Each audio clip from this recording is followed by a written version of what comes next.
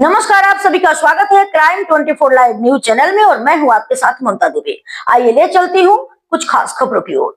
मध्य प्रदेश जिला अशोकनगर ईसागर के समीपस्थ देवकानी माता मंदिर प्रांगण में 21 कुंडात्मक श्री राम महायज्ञ के षष्ठम दिवस में यज्ञाचार्य पंडित प्रदीप शास्त्री ने बताया कि महायज्ञ से वातावरण शुद्ध होता है और आत्मिक शांति मिलती है। महायज्ञ में देवी देवताओं के साथ प्रकृति की पूजा होती है। इससे एक और आध्यात्मिक और मानसिक शांति मिलती है तो दूसरी ओर प्रकृति का संतुलन बनाए रखने में भी यह सहायक होती है। इससे आपसी भाईचारा भी बढ़ता है। कथा सुनने से मन के कलुषित विचार दूर होते हैं और अच्छे विचारों का प्रादुर्भाव होता है। शास्त्री जी ने रामचरित्र की महत्ता पर बल दिया और कथा के जरिए उन्होंने बताया कि हनुमान व रावण चरित्र में काफी अंतर है। हनुमान शांत स्वभाव के थे और भगवान राम के भक्त थे और रावण क्रोधी व अहंकारी था। उन्होंने लोगों को कहा कि मानव जीवन की सबसे बड़ी पूंजी उसका चरित्र है। कथा के माध्यम से हमें उसके पात्रों के चरित्र को देखना और समझना चाहिए। यज्ञकर्ता संत रघुबर दास जी महाराज के द्वारा महायज्ञ कराया जा रहा है। अयोध्या के कलाकारों के द्वारा यहाँ रामलीला का भी आयोजन हुआ। प्रवचन सुनने और रामलीला देखने के लिए भक्तों की भारी भीड़ उमड़ी। इस आयोजन समिति के सदस्य कार्यक्रम को सफल बनाने में जुटे रहे। रामायण में यज्ञ की महत्ता सृष्टि के प्रादुर्भाव काल में मनुष्य इस धरती पर अवतीर्ण हुआ तो यहाँ उससे बड़े अभाव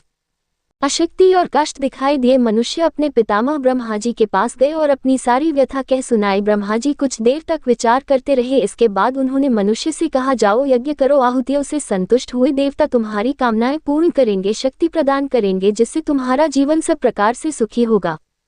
इसके बाद ब्रह्मा जी ने यजुर्वेद का निर्माण किया। जिस प्रकार ऋग्वेद के मंत्रों में विश्व दर्शन, सूक्ष्मातिसूक्ष्म ज्ञान तथा तात्विक मीमांसाएं भरी हुई है, उसी प्रकार यजुर्वेद में यज्ञों से कामनाओं की पूर्ति होने का विशद विज्ञान भरा पड़ा है। इस यज्ञ विद्या का पंडित होने के कारण इसे जन्नी भी कहा जाता है। भगवान राम भी स्वयं यज्ञ किया करते थे, देवताओं को प्रसन्न करने और देश में सुख शांति तथा सुव्यवस्था बनाए रखने के लिए।